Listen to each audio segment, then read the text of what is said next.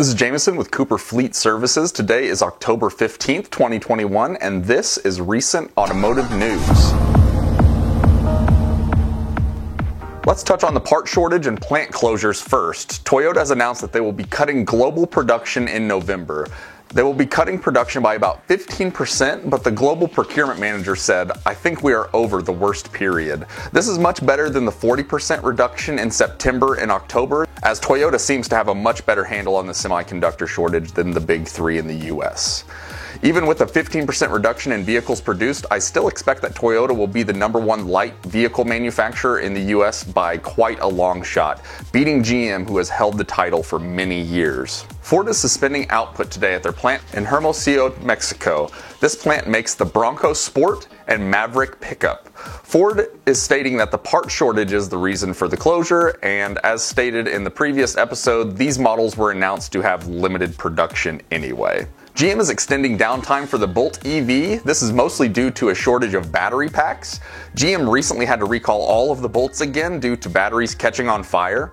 It looks like they are having trouble replacing all of the current Bolt batteries and continuing production of the new Bolts. This recall has really strained the relationship between LG and GM, LG being the battery supplier for the Bolt plant.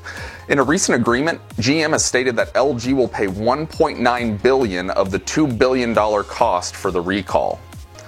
The big three auto manufacturers invoke a vaccine mandate for employees in Canada. They will require all employees, contractors, and visitors to their Canadian facilities to be fully vaccinated against COVID-19 and show proof beginning later this year. Vietnamese auto manufacturer VinFast will begin taking orders for their vehicles in the US in the first half of 2022. VinFast will be unveiling 2 of their latest EV models at the Los Angeles Auto Show in November. These vehicles are the VF E35 and the VF E36. VinFast was founded in 2017 and they have their assembly plant in Hai Phong, Vietnam. They plan on doing most of their EV sales online, but have talked about as many as 60 US showroom locations in the next year. John Deere looks like they are having some trouble as more than 10,000 Deere & Company workers go on strike after the United Auto Workers Union were unable to deliver a new contract that they could agree on.